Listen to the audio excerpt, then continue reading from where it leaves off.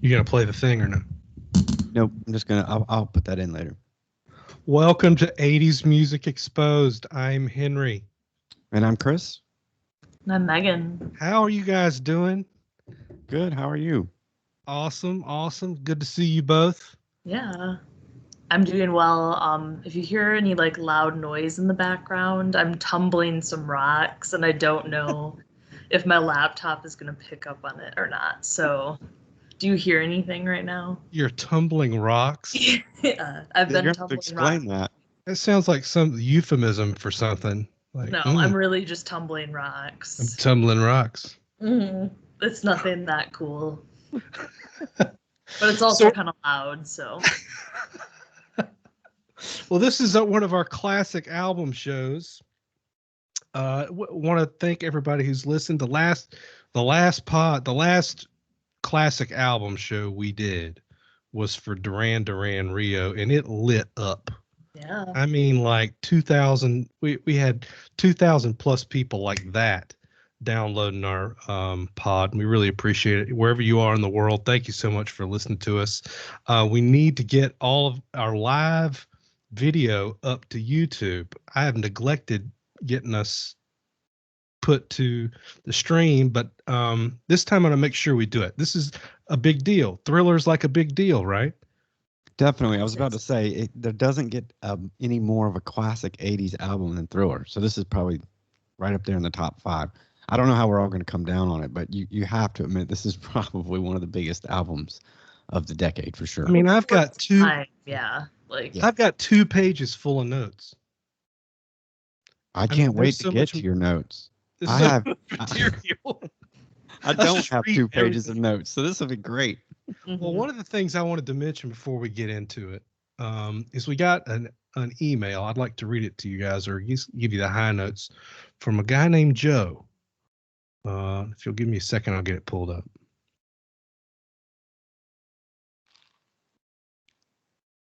What did Joe have to say, Henry?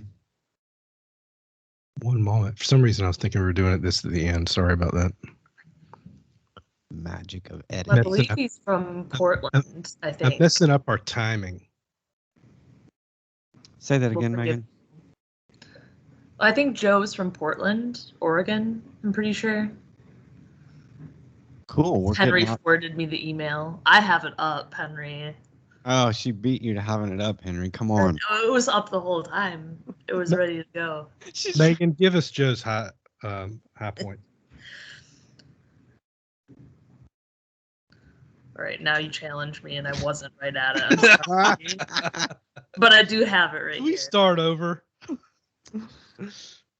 So he graduated high school in 1987. No, we're plowing through, Henry. We're not going to give up. So he went to school in Portland, Oregon. Didn't really enjoy it so much back in those days, and really enjoyed music by Judas Priest and Iron Maiden. Judas Priest. Yeah. Yeah. Mm-hmm. Fuck yeah, we all like Judas Priest. I bet he liked that last album we reviewed, the yellow one with the Screaming for Vengeance. Screaming for Joe. Vengeance. Joe, I know you were all about some Screaming for Vengeance. I mean, how could you not be about that album? Yeah. It's perfect. But he has come around in his later years, kind of in part to our podcast and finding it. So kind of switching it up and even going for a Pretenders album inspired by our August of 81 episode. Pretenders 2. Pretenders. Yeah, and it was, excuse me. Yes. Yeah. That's an important distinction. Yes. Mm-hmm. But it was only $6 too, so. That's an important distinction as well. Mm-hmm. Oh man, that's so cool. We actually inspired somebody to buy a record. That's like, Henry, we can quit now. We don't have I know. Like in the day, like it was the biggest deal, like to turn somebody on to something new. I think that's still pretty cool though. Yeah, I do too. Definitely. Mm-hmm. And he included a photo of Pretenders 2 album on top of his turntable next to his component stereo system over there. I see your component there, Joe. You the man. That's awesome, Joe. He's looking for that Duran Duran record, and I'm assuming he means Rio, but we've also covered other Duran Duran records. That's right. That's right. I'm going to take up a collection and get Joe a copy of Rio. There's got to be one lying around. I know there's got to be one. Sure. Thanks for the email, Joe. We really appreciate it. Thanks a lot. Megan, you also have a plug. You're also doing something that's interesting online. Why don't you tell all the listeners? Sure. So I'm very heavily tattooed, and I've been tattooed for a long time. And one of my friends suggested that I do this inked magazine like contest. And at first I was kind of hesitant because it's just kind of silly to me a little bit. So, but I figured you can win, a little bit of money, and it'd just be kind of a cool thing to do. And there's a charity in Lansing, which is where I live. So if I win, which not really expecting to, but if I do, I'll probably donate a little bit of that money to that charity, kind of give back a little bit. But I think you can just find me on the Ink Magazine website. If you go to they have a page for it and just search my name. It's Megan Maddox. So I'll be there. Awesome. Yeah. For a good cause. Yeah, I figured why not give it a shot. That's great. That's great. Good luck. And when does the voting end? So the voting for this cutoff, and my friends have asked me, they're like, well, how many cutoffs are there? And I'm like, honestly, I don't really know. But so we're in the top 10 right now. So the next one will be top 5. And right now in my group, I'm number 1. So I think I'll be in the top 5. And then beyond that, I don't know. What kind of groups? What kind of group are they? Like, what are the? See, I don't even know. At first, I thought maybe it was alphabetical, but it's not. And so I'm not really sure how they group them or even how many groups there are. Clearly, I have not done my homework, but I'm sure our thousands of listeners will kick you over the top, though. That's right. The So Duran fan base Yes. can Log push on. me through. Push a few buttons and help a girl out, will you? For God's And sake. Megan, they can go to is it at Ink Girl Cover or at Ink Cover Girl? Yeah, Ink Cover Girl on Instagram, and then the voting is actually through Facebook. So, but if you go to their website, they'll probably have like a direct link to that. And if you're friends with me on social media, there's a daily vote system, which I find annoying, but so I've been harassing people daily about it.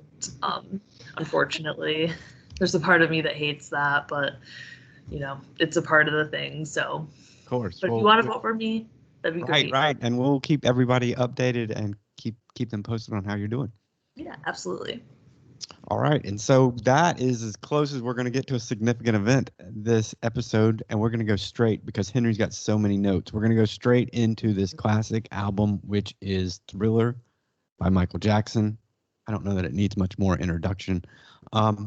And to start section 1 off, I thought we would just play the song Thriller. Here it is.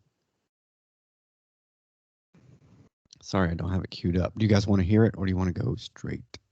You can play I think we can go straight into it if you're okay with that.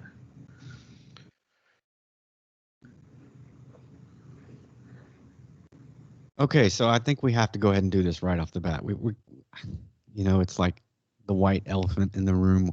Or is that a pink elephant? Is it a pink elephant or the white elephant? It's the child. It's the elephant. It's just the elephant in the room. Okay, so here in 2021, you cannot start a discussion about Michael Jackson, I don't think, without all the baggage that comes with his life, death, and recent events, and how that affects the album.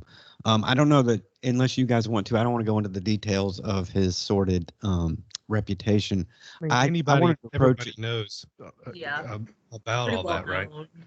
I kind of wanted to approach it more from how does that affect each one of us, or in your own personal way, how you listen to the album now, or how you think about his legacy or his work.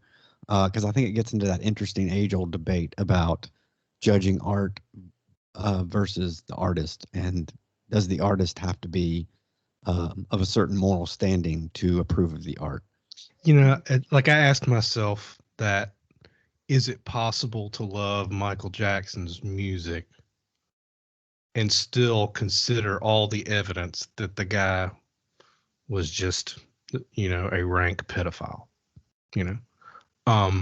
especially after the Leaving Neverland documentary?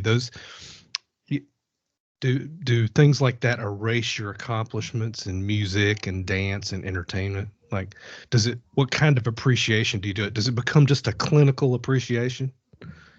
Or can you go back to those, we talked about like Michael Jackson back in the early 80s had a completely different image. He was squeaky clean.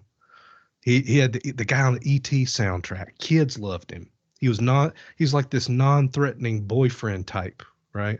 Well, and Yeah. that I think kind of plays into like what makes it such a huge story too is the fact that he kind of was a little like that America's sweetheart sort of Yeah. entertainer slightly. For me, I mean, I've always known like Michael Jackson as like the pedophile, like child, like that's always been a part of just because of my age, like Michael Yeah. Jackson. Like I don't know that early 80s Michael Jackson before all He of was that. he was always a kind of a weirdo in your mind, right? Yeah, and I mean, even in pop culture, I mean, I feel like making fun of Michael Jackson, it's been so many like South Park and like Mm-hmm. it was a part of his image. But I do think that like it really just depends on the personal preference and whether or not you can kind of look past that stuff. Because there's like I do think you kind of do like you have to be able to separate that, like the art from the artist.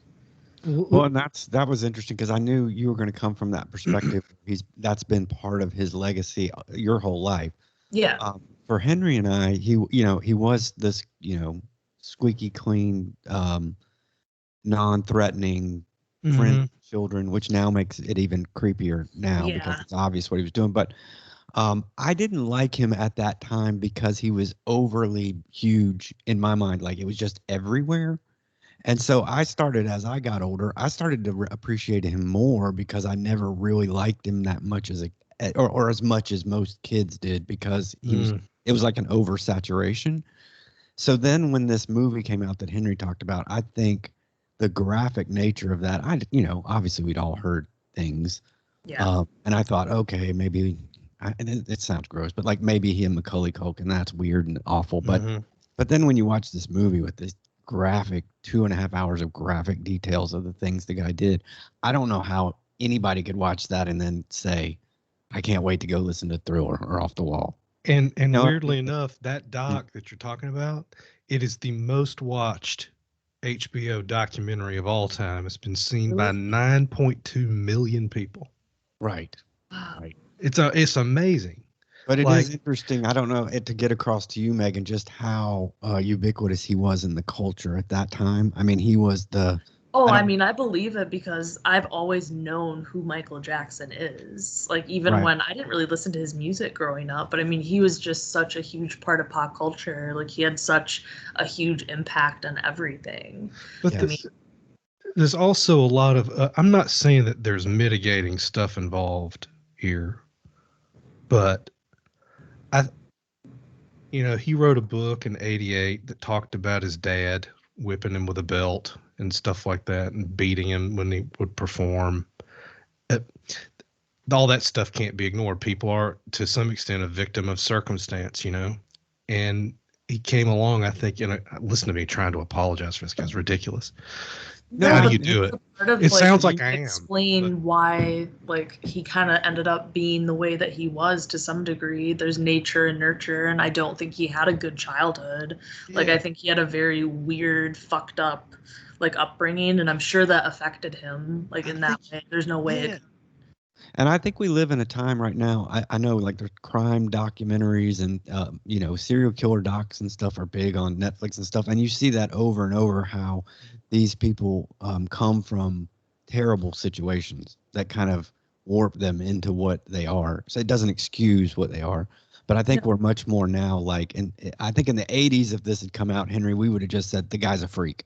Like he's well, got we problems. did. But see, one could say that the success of Thrill right after that is when all the crazy shit started coming out about him, like in like Trickle Truth coming out of, we got the bones of the Elephant Man. We got the guy sleeping in an oxygen chamber. We got him with a monkey in his room that he let use as a personal toilet. He he was supposed to do something with Freddie Mercury and insisted on bringing his llama. You know. I think Well, Thriller was his absolute peak in terms of like his personal life really didn't overshadow anything. It didn't like, I think maybe people thought Michael Jackson was like a little strange, like just because of his speaking voice perhaps, but like I don't think he was muddled by all of that yet. So Thriller and like this album, I mean, I view Michael Jackson, at least this is my opinion, like I don't like most Michael Jackson like full albums. Like I like Michael Jackson like singles and certain songs, but this album is pretty stacked.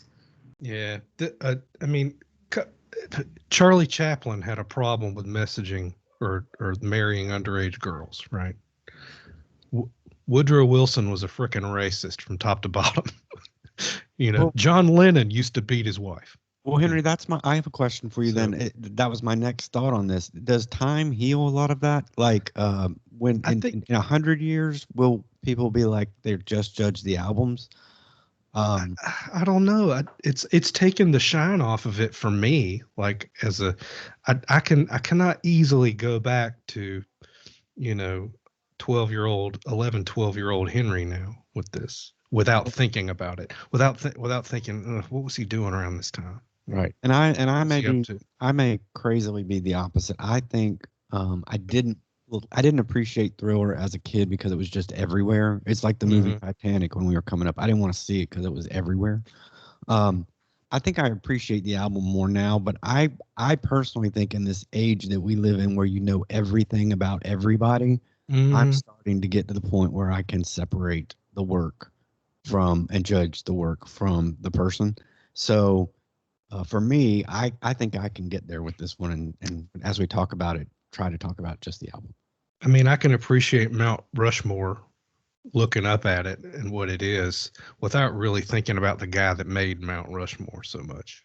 Well, Right. like what's the other option? Like you just don't acknowledge Michael Jackson or like Thriller, like I don't really think that that's ever a great way of approaching anything either, because then like you never have those opportunities for the conversations about like child molestation, like shit like that happens. So it's like people need to be aware of it and not be weirded out by talking about it. And I think just like covering things up and like not acknowledging like even its positive attributes, because it's still a good album. And I mean, Michael Jackson was a good dancer, and like I think that for me, I don't know, I just don't struggle as much with separating it. Yeah, and I think it's a relevant issue right now too, because I think there is, and I'm going to sound like the resident conservative, but there is a portion of the population now that does want to cancel and erase people because of their actions. I know I'm not going to try to defend this guy either, but and I am a big Ryan Adams fan for his music, and the guy has literally been taken off the face of the planet. Which is kind of dumb. Like, I mean, I'm not saying like I'm sure he's an asshole, but like, how many fucking assholes there are? Exactly. Exactly. Like, Right. if we canceled everybody that was a jerk at some point, like you'd probably be canceling everybody most likely. Right. Yeah, and it does. It is scary that it can go that far, but let's go ahead and try to just talk about Thriller. I think we've hit that enough that we can actually Beat a just dead talk horse about on that that. one. Yes. Yeah, we hit it. Guys, Henry, I think you or maybe Megan suggested doing this, that maybe we on this album we take the songs one at a time and give them a 1 to 10 rating kind of quickly, and maybe give some facts about each individual song so that they don't get lost in the because there's so much to talk about this as a cultural and phenomenon of the 80s that maybe we could dive into the songs just a little bit. Sounds good. So first song, "Wanna Be Starting Something," written by Michael Jackson. Hang on a second, okay? Hang on. I gotta stop.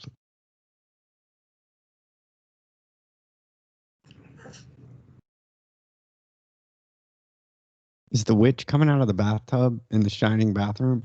Okay, it also reminded me of The Shining because I've just It is watched the Shining. recently. That's what It is. is The Shining Bath. It really is? Okay. Yeah, it is. Okay, click start. So, "Wanna Be Start." Hang on. I feel like he's toying with us. I do too. Get out of 227, Henry. I know. Yeah, this song, like, I enjoyed it, but I also found it annoying. Like, I had to skip Like it got to the point where it was just so repetitive towards the end. I was just like, I have to move to the next song. Like it was too long. Yeah, this one is it's all built around that one kind of loop. And I'm sure Henry's got it. The Mama Say Mama Sa thing, and I won't make you do it, and I'm not gonna do it. So yeah. I'm sure he'll try to do it, so it'll be. So great. the guy, Mama Say Mama Sa Mama Sa. Yes. Right. So it's taken by this guy named Manu Dibango. Basically lifted it straight from that guy. And I didn't write them down. Say what? Was he compensated or credited? Much later. He's probably still living off of that right now. Mm-hmm. Rhiannon also sampled it from Michael Jackson, got Michael Jackson's permission to use it, but Michael Jackson did not get permission from Dibango at all. So that's kind of how that works. Just did Dibango shut it down? He got caught. They wrote him a check. Okay. But one thing that I did read was that Quincy Jones said Michael Jackson didn't care. He was like Machiavellian. He would just steal shit, straight up. Wow. With no problem. And then he did it more times than we. I think a lot of artists are that way. I think they just look at it as inspiration. Mm-hmm. Yeah, I don't mind that. Did you guys give this one a solid 7? But I agree with Megan that it went on. It goes on. It goes on. It's too long. I loved it. Yeah, but I like the general song. It's got a good mood and a groove to it. So I'm gonna. I gave it a solid 8.5. Oh, nice. Yeah, because the end part where it's like all those weird times where he has vegetable. Like, okay, does you're it a vegetable? Yeah. Why is it vegetable? That's the word. I know, but you're a vegetable. The lyrics, like, what's the context? Because I was thinking, I'm like, it can't be vegetable. I'm just hearing it, and it's not. It's definitely vegetable. It means you don't do anything. You're a vegetable. You're just sitting there. You're a vegetable. Yeah. Yeah. You're a vegetable, and it's really high end too. Of course it is. All right, moving right along. The next song's called "Baby Be Mine," written by a guy named Chris's favorite dude, Ron Temperton. I don't like this Temperton guy. I'm gonna go right in on this guy. I don't like him. I don't know what he's doing on this album. He's the most famous. He wrote Rock with You, I think. He also wrote. They brought him along on this one. Okay, so here's my theory. If the video for Thriller had never happened, the song Thriller would not be the hit that it was, which is a Temperton song, if I'm not mistaken. Yes, but I think the 3 Temperton songs on this album all suck. I don't like any of them. I think they kind of ruin the album. I think that's what makes Off the Wall a better record. All right, don't skip ahead to Thriller. You can be really sorry. So yeah, I don't like Temperton. I don't like Baby Be Mine that much. Well, Quincy although it's the best of the 3. Quincy liked this song and said he ripped off John Coltrane when he did it. I think Quincy liked Temperton better than Michael Jackson. I think so too, kind of personally. Because they kept going to them. Like he some of his stuff was kind of schmaltzy, like this one. Yeah, and then apparently he had 3 or 4 more that got turned down. I'm not a big Temperton guy. He sounds like a show tunes guy too, right? Yes, but I mean Thrillers. All right, I'm not going to talk about Thriller. I gave it a 4, and I'm being charitable. Yeah, I'm going to give 4. That. Okay. All right. The Girl Is Mine. This is my worst. This is my least favorite Michael Jackson tune because Paul McCartney sucks. This is a 2. This is all right. This was written by Michael Jackson. I gave it a 6. I hate the song. It's been in my head for about 2 weeks now, 2.5 weeks. Like I can't stop singing it. This is the purge moment. Like you guys have to help me. Very catchy, oddly. It's this one and Say have been pinging around in my head, and I think it's because of their vocals. Yeah. You know, like they have their voices don't sound anything alike. Any song that has doggone in it, I don't know. Doggone. The doggone. Yeah. It's like that's just so cheesy. It- Like so Megan, and that here's doggone part is gross. and it's here's the so deal. bad. Like this was the first single off the album. That well because of Paul McCartney. Yeah. It's the one of the weakest songs on the record. Because Paul McCartney is weak. Right. But he was guys- guaranteed You guys airplay. see this picture?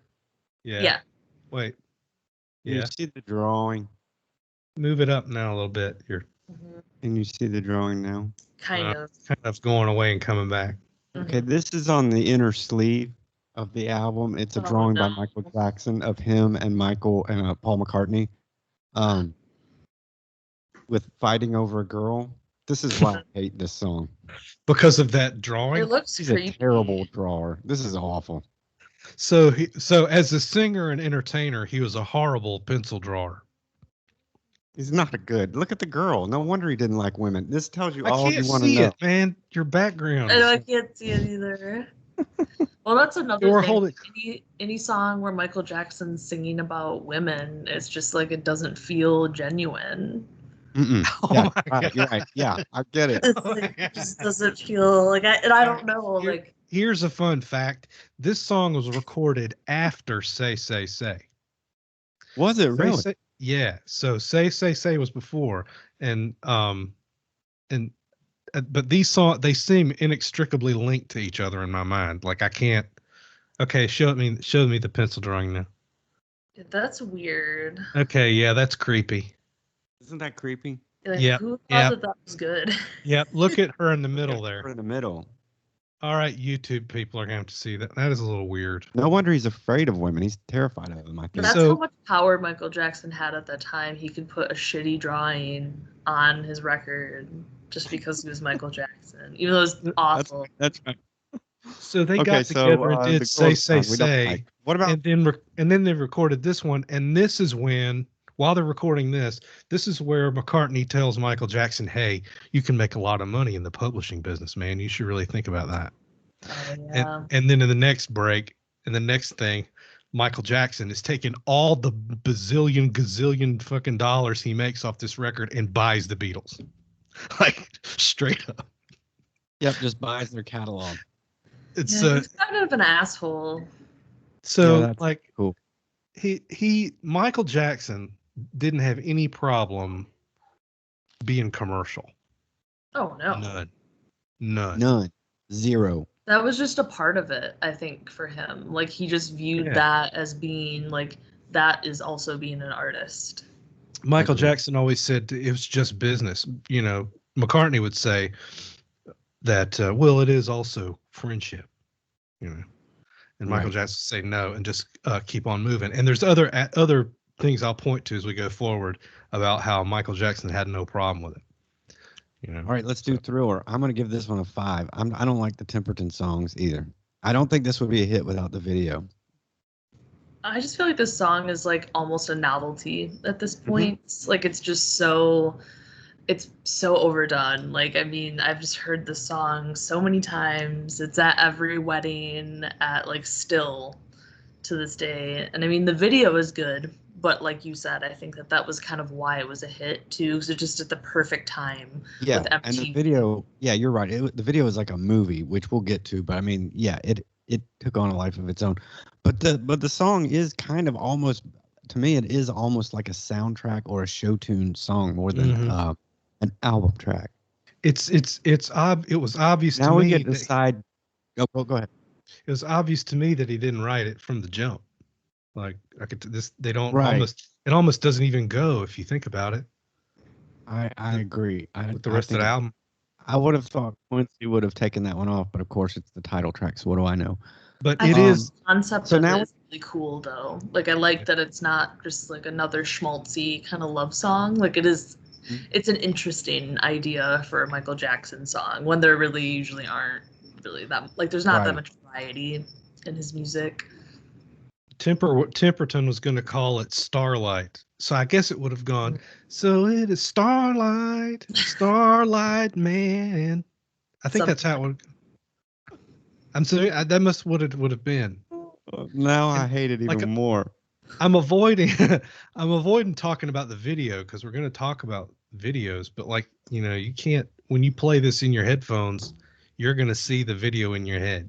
Yeah, you got to do. Yeah, the video's part of it. All right, let's move on to side two. Now, this is where the album gets good to me. You get 4 bangers in a row, in my opinion. "Beat It" is the best song on the album. I'm giving it a 10. 10. Yeah, I gave it a 10. For sure. It's considered one of the most popular songs in the history of modern music. It's got It's so- balls from Michael Jackson's song. And it's so cool to me because it parallels almost exactly the David Bowie "Let's Dance" album, where he brought in Stevie Ray Vaughan to play the solo, and Michael Jackson brings in Eddie Van Halen to play the solo on his little tune, and it works perfectly. And "Beat It" is the most, I would guess, rock and roll. I hate to use that term, rock and roll, but it's the most rock and roll song on the album, I think. Oh, Yeah. definitely. Quincy Jones wanted something like "My Sharona" was popular at the time, was on the charts, and he wanted a black rock and roll song on it. And so Michael Jackson just wrote the thing. On the Right. on the Thriller 25, there's a demo version of him doing "Beat It," and it's almost note for note, like as the demo version was. So. Well, I feel like bringing Eddie Van Halen in, like that's another artist that doesn't have or didn't have a problem like being commercial.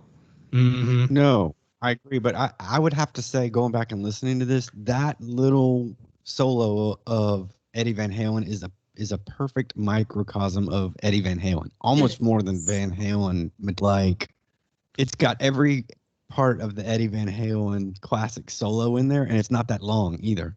But it's got the finger tapping, and it's got the long, trills, all the stuff.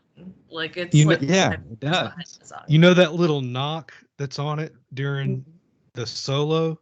There's been so many rumors about what that is, right?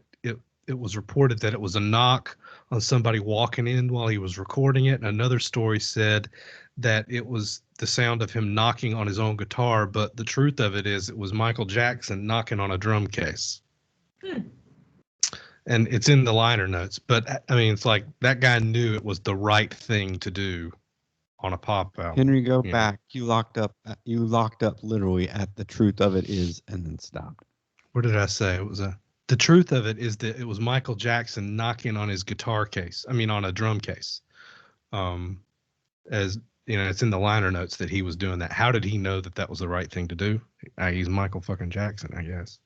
He's like a savant, kind of. Yeah. One thing that I would mention too is the intro of the song where it goes down, down, down, down, Yes. down. Okay, that is note for note from a sample album for a synthesizer called the Synclavier 2.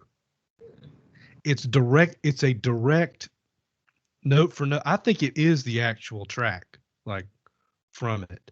Wow. And so I guess you could just take it. You could just lift stuff back then, I guess. Yes. Well, and if he was a thief. And Eddie Van Halen didn't get paid either. He did it for free. But the famous story too is that he never asked to be paid. Yeah. Well, he didn't think about it. Yeah, but he didn't think about it. Michael Jackson was super cheap with some things. It's weird. I read that, like the Vincent Price thing on Thriller where he did the voiceover. I read that he had the choice of either getting paid 20 grand or points on the album. He probably took 20 grand, didn't he? Yeah. Yep. Funny. Yep. He chose incorrectly, sir. No. And that's what killed Vincent Price.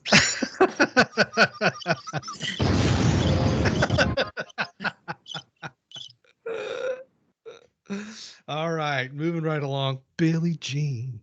Now this is Henry. This is a perfect segue. What you said before about "Beat It," about him being a savant, for my Billie Jean story. So, what is the Henry the documentary? I know you know that came out right after Michael Jackson died about the last tour. It's called "This Is It." Yeah. In that documentary, Quincy Jones talks about when Michael Jackson was ready to make the record. He came into his office and was like, "I'm ready to make a record." apparently Lionel Richie was ready at the exact same time, and he kind of played them off on each other just to see what would happen. Lionel Richie came in with an actual demo tape, like that he'd gone to the studio and made with musicians, and was like, "Here's what I've got," and it was great. Mm-hmm. Michael came in and was like, "I got a song. It's called Billie Jean," and he was like, "Well, let me hear the demo." And he's like, Michael just stood there and did every single part, bass, guitar, drums, everything with his mouth. And he was like, "Man, I don't." It's like that just seemed like a much more fun record to work on right there, because this guy is like a genius, but he doesn't really play any instruments. But he hears every single part for a song in his head. And I know you guys, I wanted to bring this up too. You guys talked last week, and I think we all agree that Prince is probably our favorite and a better artist. Mm-hmm. But a lot was made of how many instruments. Like Prince can play basically any instrument, and you're right, that's amazing. But there is something to being able to like come up with all of these different parts and hear a complete song in your head, especially when you Here's a can't play question. anything. Do you think that Michael Jackson, if he would have, like, maybe he showed interest in playing like a musical instrument, do you think his dad would have fostered that? Or do you think his dad would have been like, hell no, like you're gonna dance and you're gonna sing? Yeah, because I think his brothers all played the instruments. So I think you're Yeah. exactly right. I think So he I just think that could be a part of it. oh, definitely, So definitely. because he was so young and so used to like probably listening for that. Like he had Right. just been trained basically from, because like how old was he when the Jackson 5 was super big? Oh gosh, I mean, when they started, Child. he was he was like 7 or 8. Yeah, like that's so young. That's Right. insane. But it's totally cool. Yeah, he totally had Billie Jean in his head, and I love Billie Jean. Like it's the perfect antithesis to Beat It, because it is more of just like a dance funk kind of thing. Such a good groove It again. is. It's a That's great another thing groove. with Michael Jackson songs. Like I will say, like he has that hook. Right. So I'm gonna give that one a solid 8, Yeah, I gave it. Let's see, I gave it a 9. 9. See the part where he goes, "Don't think twice." That's he was singing through a 5 foot long cardboard tube, Oh. I always wondered. and so that was really weird. Another thing about it was that they built a special drum riser to get the drum sound for this thing.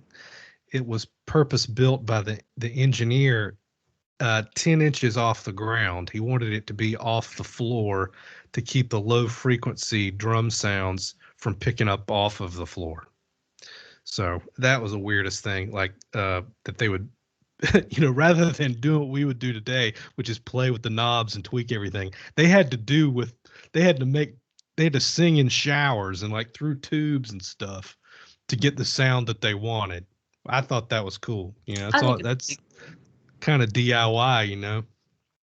Mhm. All right, Also, the another next one is wait, one more go thing ahead. I'll say. Sure. One more thing I'll mention is this is the song that he was singing on Motown 25 when he did the moonwalk, Yep. which changed the Right. world. I went back and listened to that or watched that, and it was very short. I mean, it was like 3 seconds, Mhm. and it was like normal, normal, normal. The guy, insane dancer, did that, and you heard the whole crowd break out into Oh yeah. applause it was like a moment, like this Well, he punctuated was moment, like, oh at my God. I mean, he was just at his zenith, really. Like, I mean, he was just reaching a whole new level of his career. Yeah, but making when you watched it, it underscored this whole thing that he was an alien Mm-hmm. from another planet, right? So he wasn't a normal person, like No, and he to never me. was, And really. he never was. Mm-hmm. And that's the weirdest. Like I look at it now, and all of our veneer has been stripped of celebrities and all the mystery around that. Back then you half wondered if David Bowie was from another planet. Did he really come from the sky? Do those guys in Kiss sleep in their makeup? Is Michael Jackson, really, does he float? you know, It was easier to craft and like maintain an image, I right. feel. I think you're right. And today that is just doesn't happen. It's lost. It's all been lost for that. Anyway, moving right along. Yeah, and I guess this is as good a place as any to talk about the moonwalk. But Henry, that 3-second moment, I can Mhm. remember, kids in my neighborhood had VHS that, and people trying to practice it. Oh, and I'm talking about white kids in the suburbs, right? And Mhm. I think what Michael Jackson did was he brought James Brown to the white suburbs because He had a we lot never of saw James skill. Brown. And it was like he was the safe version that took over the world because white kids in the suburbs could see him on the TV do that. But it literally, like, that moment blew our minds because it looked like he was Mhm. floating, like you said. It was like, oh my God, like this is and um, there's a lot of that, I think, to Michael Jackson, which is weird because he turns out to be the creepier of the two, of anybody, but Mhm. he was the safe black artist that could come to the masses. And I think that was a lot of the appeal for people. The next song, Human Nature. This one is a Toto song with Michael Jackson fronting Toto. So what do we think Basically, about Michael I gave it an fronting 8. Toto? I I love it. gave I think he should have joined Toto. It would have been great. I gave it an 8 as well. I think it's a great song. It was written by Jeff is it Porcaro? I That's the way can't I ever say say his it. last name. Yeah, the keyboardist and the singer from Yeah. Toto, and they appear all over this album, but they actually wrote this song, and Michael Jackson sings it. I liked it. Yeah, I like it What because did you it's a think, little Megan? bit different. Just a Hmm. little, like I think that, I mean, the second side is way better than the I first side of agree. Thriller. Really? It Like, there's fits really a Yeah. no lot better. comparison. Yeah, it fits a lot better than the Temperton songs, I think. Um, That PYT is a James Ingram song. What do we think of that guy? when I listened to it, I didn't realize that it was probably the first time that heard the word tenderoni. I thought Bobby Brown did it. I And then like I that heard you him just say identified the tenderoni. first time Yeah. you heard the word tenderoni. It wasn't like Bobby Brown I thought was the guy that did tenderoni, but Michael Apparently Jackson not. said he ripped that off from somebody else. But that's Mhm. the first time I heard it. I like that that was your first takeaway from the Yeah, song. I do too. I love that. I give this one a solid 7. I think it fits with the others much better again than the Temperton songs.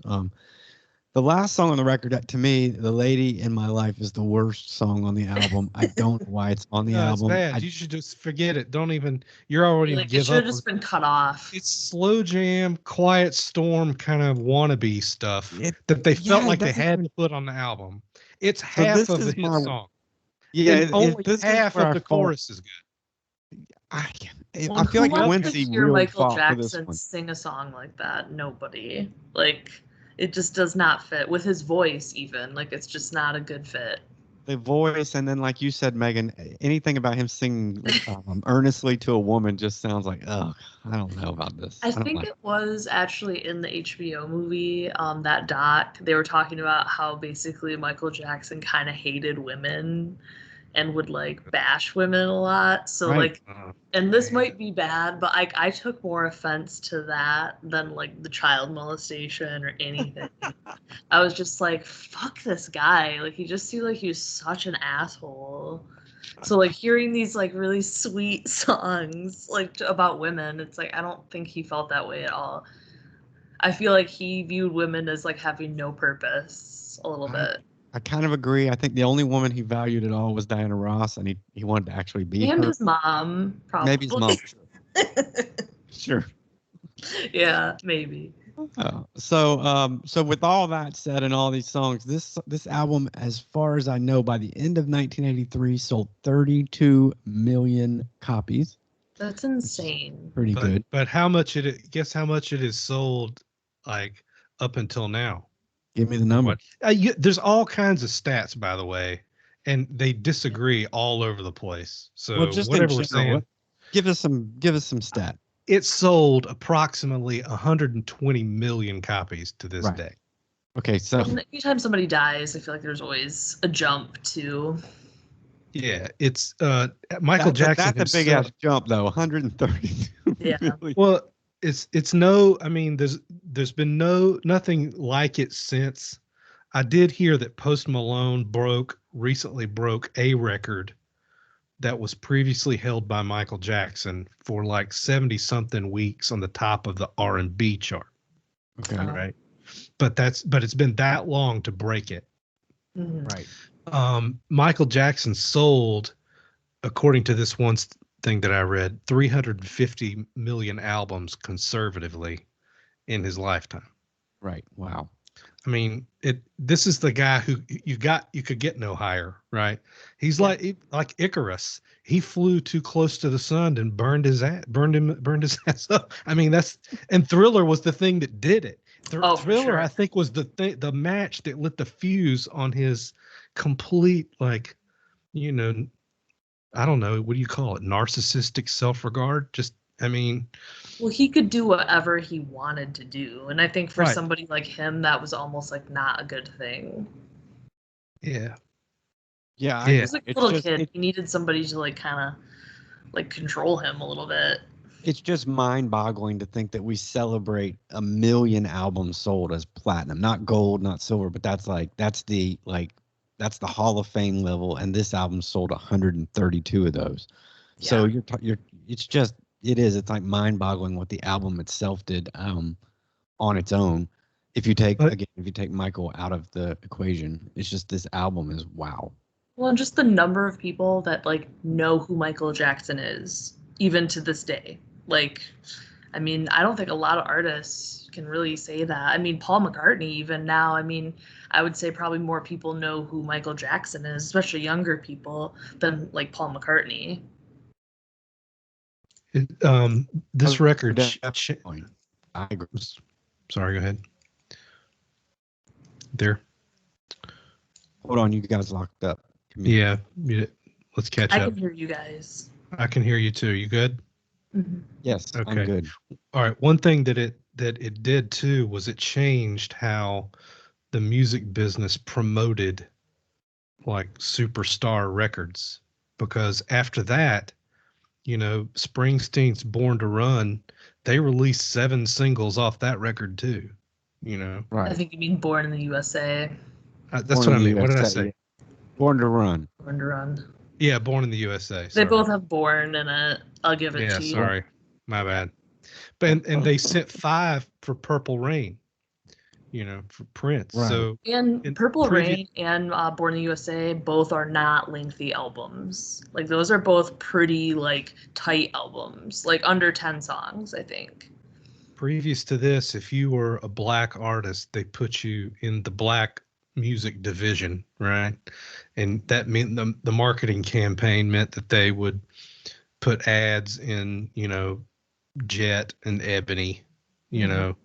know. But this was the first where it was so strong that the record company and MTV, they get different stories from people who say that they wouldn't play Michael Jackson. MTV says, of course, they would have played it. The guys at Epic said, no, you didn't. We had to go to bat for him, But after this, they didn't just present to the black market only. They let the public decide, those things. So, Which that's a huge positive change because I mean, even I don't know, we just think of like stuff like that. I mean, obviously race is still a huge issue, but in the 80s, you kind of would have expected things to be a little bit better than they were, especially like in the early 80s and like with MTV not really playing artists or black artists, and it's just crazy. It's like that wasn't that long ago. No, and you think, and two, just to while you guys were talking, I looked it up just to put it in context. Purple Rain, which was massive, sold to date has sold roughly 25 million copies. So, yeah, like a fifth of what Thriller has sold. So it's just unbelievable. Yeah, what Thriller has done.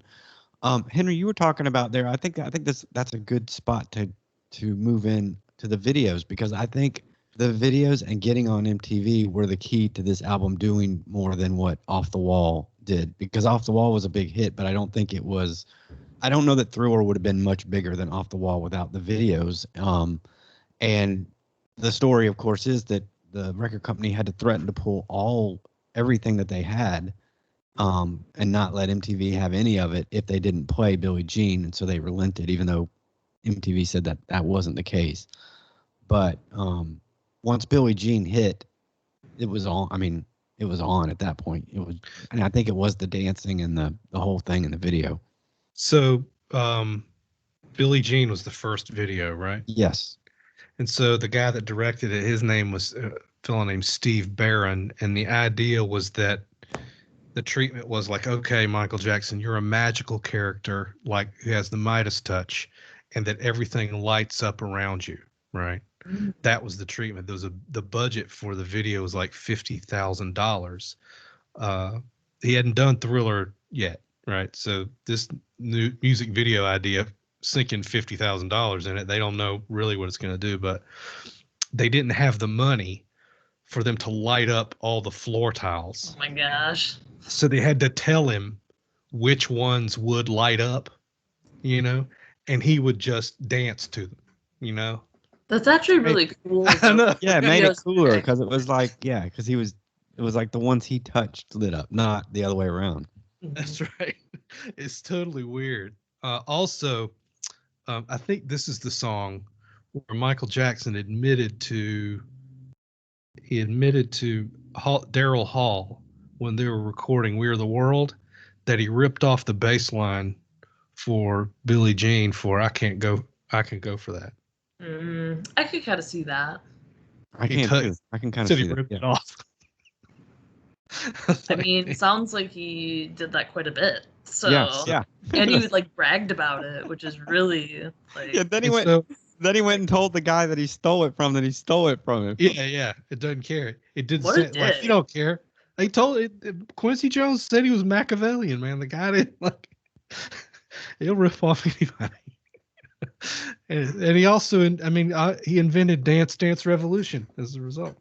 Of course, right? Get it? So, The second video, "Beat It," is just a tribute or is a straight rip of West Side Story. But it was one of the first videos of the time to have that kind of cinematic feel to it, and it took off as well because of that. that I don't know if you guys watched the video recently, but the dancing in that video is like almost. I mean, there I'm was a curious how you're gonna say it. there was a violence in the way that he would dance. You know, it's like a coiled spring or something. And that video in particular was just like mind blowing. Like all the make moves that make him look like a bird. You know, Yeah, and then You can see where my 12-year-old brain was, but I can remember me and a friend sitting around after school watching MTV, and I think he had a VHS tape of Bruce Lee's Enter the Dragon, and he was making the comparisons back and forth that the way Michael Jackson danced in that video was very similar to the karate moves that Bruce Lee was making, because there was like a violence and a quick like snappiness to it snappy. that was Right. almost like a choreographed fight scene. I can see that definitely. Mm-hmm. What do they call it when the dancers all line up behind you? There's a word for it, like ensemble or whatever. All of those guys doing the worm at once, you know.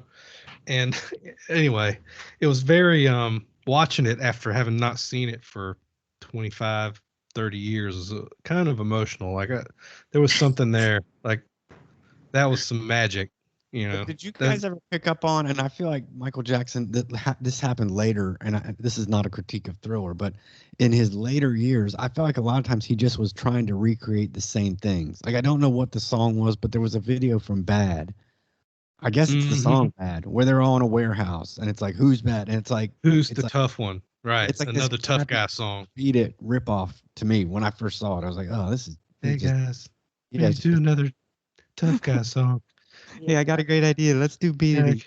Let's do Beat It like again. somebody who's not really a tough guy at all. Right. And, Well, that's what he I always also had to like come how up. he's got the really high voice and he's not a tough guy, but he goes up to people and tells them he stole their stuff or his I song. guess he is kind of a tough guy. I guess he is. Yeah, you're He right. does the first thing and it works out, and then years later he has to do something similar that's like it. Like, okay, we're not going to do the one glove anymore. We're going to do the tape on the fingers. Yeah, I'm gonna wear a cast on my arm. Yeah, I'm gonna make a cast on it, and sometimes It's I'm my gonna new wear thing. the new thing. Well, and then the third video from this album is the biggie, and this is Thriller, which was actually like Henry was the original release. Wasn't it like 16 minutes long? Yes, yeah, it was like, and it was paired with the documentary too. Right. You know, Remember that. that came with it. It's the first.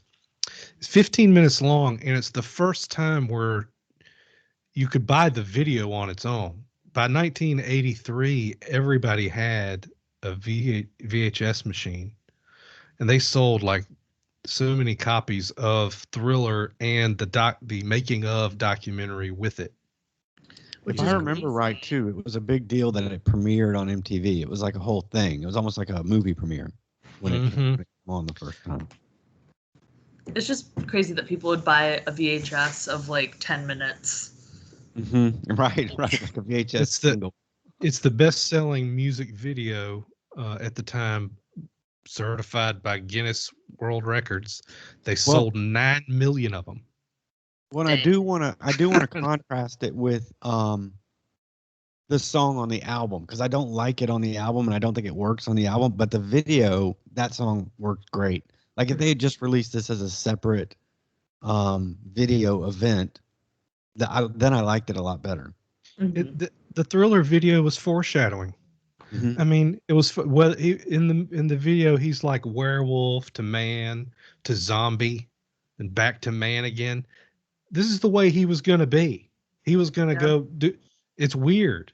It's like he's prefiguring this real life metamorphosis that he was about to do, you know, in the video. But it's also prefiguring, and I guess because of the amount of money, but it's also prefiguring how videos were going to go after that. Like it changed the whole game for the next 4 or 5 years of how people made videos. People took them seriously, I think. Right. Like kind of like an artistic expression. Right. And it became a launching pad for directors as opposed to just making these goofy little low budget things like I guess like Billie Jean was more of just a low budget one-off. But he never had, but like I said before, he never had a problem being commercial. I think he knew that this was going to sell a lot of copies if he did it. He had the winds were at his back. And forgot to mention this before, but the guy changed the words to Billie Jean for Pepsi, like, and sang it, you know, with feeling. I don't think he probably really cared. I don't He had either. an amusement park to build. Yeah. I think we have to talk about where he came from too, because I think his dad put the Jackson 5 together to be a commercial entity, to be a thing more than, they were going to be on lunch boxes. Henry, I don't know if you remember the Jackson 5 lunch boxes and cards. They had like trading cards and they had a variety show. So they were much more than just a singing group. So it was almost like he was born to be that he didn't care that it was marketed and stuff, because that's what it was, I guess, to him was supposed to be. It had always been that way for him, so I think it was just natural. Right, I agree. I totally agree. And then, of course, we can't talk. Henry brought up the Pepsi commercial. We can't bring it up without the hair catching on fire incident, which like rocked the world. Yeah, it was pretty bad, wasn't it? Actually, I seem to remember it was kind of mysterious at the time. There's been an accident. Oh, Michael Jackson caught on fire. Oh, we've got video or something like that. I would kind of love to see that video. Yeah, I do. I totally remember that. It was a big deal because I guess whatever product he had on his hair caught on fire in the pyrotechnics of the commercial. But I just remember that being such a big deal, almost like when Kennedy was shot. I imagine people were like, "Oh God, Michael Jackson caught on fire! Oh no! Oh no!" Well, aren't there like theories that that's kind of when he started like his fixation with plastic surgery? It was after that. I don't know if that's true, but I don't know either. I think he kind of had already started a little bit, but yeah, you're right. I think that might have hastened things for sure. The dude just kept going on and on with the nose, like nose, he was a really nose, good-looking nose. man too. Like he was a handsome young man. But I don't think he liked himself probably very much. I'm sure he got nose work done right before Thriller, because if you look at off the wall pictures and Thriller pictures, it's clear they're different. Right. But Well, then he just kept hacking away. and obviously, you wonder what happened to him during his teenage years. Because if you look at old television clips of the Jackson 5 when he's young, he's the most confident, precocious little kid. And, even by time of Thriller, as a person, he becomes more and more shy and reserved, um, almost wanting to fade into the background unless he's performing. Whereas when you see him interviewed as a kid, he's just like the star of the show. Like he's just basking in it. So there must have been terrible stuff happening to him in the background. I know I'm not making excuses for him, but I can only imagine. I totally agree. I think he had a really messed up childhood. I don't know what exactly happened, but I don't know. Something's bad, which is sad. Like, I mean, regardless of what he did, I know he did bad stuff too, but right, kind of a bummer. Yeah. And I know we've hit some of this already, the cultural impact, but I wanted to mention a couple things. I did want to get across the impact that he had on suburban white America through MTV and I guess then the records. I don't even know how to express it because I don't think breakdancing or any of that would have been acceptable. He was like the doorway for us into investigating more black and urban scenes. And I think he helped in the late 80s. So I just remember thinking in junior high, at some point I was wearing fat laces, trying to pop and lock in ninth grade in the most hick part of Tennessee you could come up with. And that never would have happened if Michael Jackson's Thriller had not come out. I would never have thought that was acceptable, but it was just everywhere at the time. Well, and I think that kind of, I mean, again, the fact that he's still like such a legendary part of pop culture, and he's been dead for like 10 years, over 10 years now. Right. So I think that he did have like a lasting impact. Whether, that's good or bad, that's debatable and kind of depends on your perspective. But I don't think we'll ever have, like, just because the timing, it's gone for somebody like that. Same with Prince. Like, you're not going to necessarily get those kinds of artists anymore. No. Thriller was the top of the mountain, and he existed at a time where celebrity was a lot different than it is today. It just doesn't exist like that. Even somebody like The Weeknd could never even hope to achieve that. No, because it's gone. Those days are. I mean, it's just totally different now. It's interesting too because I was trying to step back to talk about this at the to wrap things up for me, and I was comparing it to the other big artists of the time, and it seems weird to me that there's kind of like two different types of lanes that you can run in. To me, Prince made masterpiece records. Like I can think of 5 or 6, 7 Prince records that start to finish, I think are amazing records all the way through. I don't know that except for Off the Wall and Thriller, I can even say that there's a good start to finish, and even Thriller may not be good start to finish, Michael Jackson album, but his singles were great. And I think of Madonna in the same way. Like I don't know that anybody remembers Madonna albums, but she had Madonna albums. Okay, sure. But for me, it was she's more of a singles artist. And then like, of course, Springsteen to me is more of an album, like, and David Bowie too. Like, it's album. I'm not saying either one's better or worse. I'm just saying like a different. Well, like Michael Jackson required, a producer in support. As time went on, he would do records that cost $30 million to make. Which is insane. Who the fuck? Yeah. Like, what are you doing? On. That is self-indulgent as hell, really, because to spend $30 million. But part of it might be insecurity too, that he can't. Yeah. He can't by himself produce this great record without help. Quincy Jones was the secret sauce that made this record be good. Like I don't believe he could have done it on his own. Like Quincy Jones was smart enough to know they had like per side like 24, 27 minutes per side, and Quincy Jones knew that in order to make the record pop, that you had to increase the grooves per side of the album. So they started cutting out verses on certain bits. Like I think it was the end of "Wanna Be Starting Something" was even longer than that. Oh, He said you need big fat grooves to make it happen on vinyl. So they pared down the intro to Billie Jean. That's what it was, Billie Jean, and a verse from "The Lady in My Life." They could have just cut that fucking thing all together. yeah, they should have just cut it.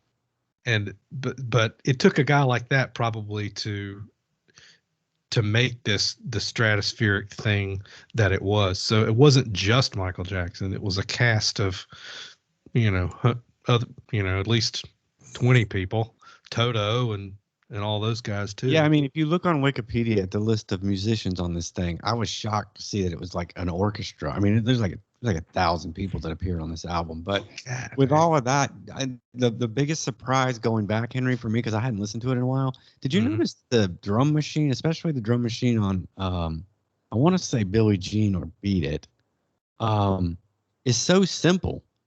It's just like, Mhm. there's not like I was expecting like this big like production drum machine. Like in my mind, I remember like Quincy must have really dialed up the 808 on that one, but it's just pretty much just like one little hi-hat cymbal kind of or snare kind of thing, which I like now a lot better. That's why I was saying I went back to it and was like, oh, this is better than I remembered. Well, I was surprised at how much like he made noises with his mouth that approximated like right.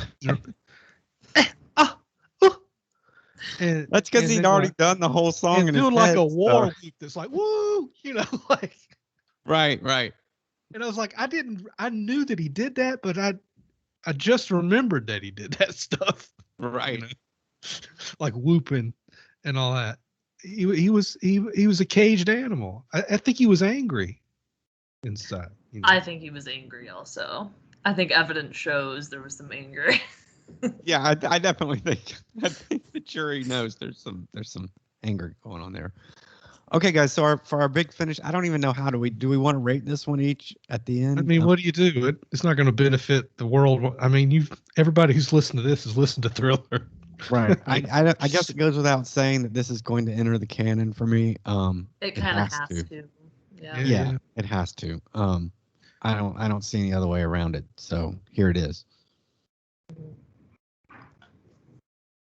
All right, guys. Does anybody else have anything to say or any more thoughts on Thriller? Did we get to all of your copious notes, Henry? I think, we did get to a lot of things. Let's see if there's something else I might want to tell you that you could put in there. So You had some pretty good facts, though, that like I haven't heard before. Because I feel like because so many people have talked about this album. Like I'm looking for stuff that might be interesting to people to, to say. There's different stories about Beat It, whether this was about gang activity outside of their house in Gary, Indiana, or if it had a lot to do with Joseph Jackson, who would beat him, so the "Don't Be No Macho Man, Don't Stand Up to Dad," If that song is about that, that makes that song way better. But that's one weird thing is you're looking at through when you start doing research on it, all these people say different things at different times with different perspectives. So you don't quite, it's shrouded in myth. Well, now Michael Jackson's dead too. So one thing that you might want to put in, there's a clip online with the hidden lyrics to PYT that sounds like Alvin and the Chipmunks in the back. You sent me that link, right? I did. It's that it's divided up by a kiss. It's like I can't remember what it says. It's like PYT, and then a little kiss in it. It's buried in the actual mix. Also, Pretty Young Things was the label of the underwear that Quincy Jones's wife Peggy Lipton had. So he was enthralled with her underwear and wanted some like James Ingram to write a song about it. So he did. Damn, you did some deep ass research. Yeah, you did. But I gotta tell you guys, like, this damn song, this damn Michael Jackson song, "The Girl Is Mine," has been pinging around the inside of my head I want it to go away. I'd just be sitting here Yeah, typing on it's doing some work, and it's a fucking That's earworm. interesting. Every time I think of the 4 classic albums we've done, Henry, you've mentioned that about a particular song from each one. You said something from Rio was going around in your head. Yep. for I me. I think I just latch on to one song, and then that thing just starts playing, and then we do the pod, and it purges it. So well, I hope that you've been cleansed. yes, Right. yes. Thank. Girl's mind. I need to get the Chris. You didn't put the notes for shutting down the show on here, so I'm like, No, while you find them, why don't Wait, I what? go ahead and say, Henry, what we're going to do next episode? We're going to go back to our regular review of 5 albums for the month, and the month will be November of 1982. We're almost through 1982, and that month we're going to cover. It'll probably, I guess, obviously, is the only Led Zeppelin album we'll cover. Coda by Led Zeppelin. We're going to cover a John Cale record. We're going to cover John Cale. Yeah. Nice. Yeah, we're also going to do Lionel Richie, the record that I told you that he wanted to work on while Mike worked on Thriller. That one's coming out. Also, an album by a band called Orange Juice. Did you ever hear that one back in the day, Henry? Yes, I'm not looking forward to this. What about you, Megan? I don't really like orange juice. Didn't they have the song? Was it "Rip It Up and Start Again"? Or is It that had to be, not? 'cause- Juice? Yeah, because the album title's Rip It Up, so you nailed Okay, it. that's a That's good it. song. I can't wait. And then the final album we're going to cover that month is by Tom Petty. Nice, Which one? It is Long After Dark. cool. Ooh. Oh, that'll be fun. Sounds Yeah. like an interesting group. Awesome. So if you like our show or if you like the records we're choosing, please rate and review us on Apple Podcast and on Spitcher, Spotify, Spitcher. It's the new app. We just lumped them all together. If you can Are find are Spitcher, you a deplorable? Join Spitcher. it's you only can on listen- Android, but it's great. It's only on Android. You can listen to us on Spotify and Stitcher and YouTube when we get it up. Share it with your friends. You can chat us up on Twitter at 80s Exposed or email us like several of us already have at 80smusicexposed@gmail.com. Chris's Twitter handle is at TCI Duke. My Henry's Twitter handle is at Hank G at Twitter. Where are you on Instagram, Megan? Wow, you're not going to read mine. I have to say mine out loud. Fine. It's at Bastards of Young 92. Awesome. Everybody hit her up, and we've had a great time today. Business as usual next time. Chris, Megan, guess what? What's What? that? I made you a mixtape. All right. Nice. Good one. I feel like that was a like a balanced perspective on Thriller. I agree. I think we got a lot in. It's going to be interesting because I think this might be one where I need to move stuff around, not just like take stuff out, but like move stuff around a little bit. But I think we got a lot of stuff in. Henry, you really It's a lot. did the damage on that research.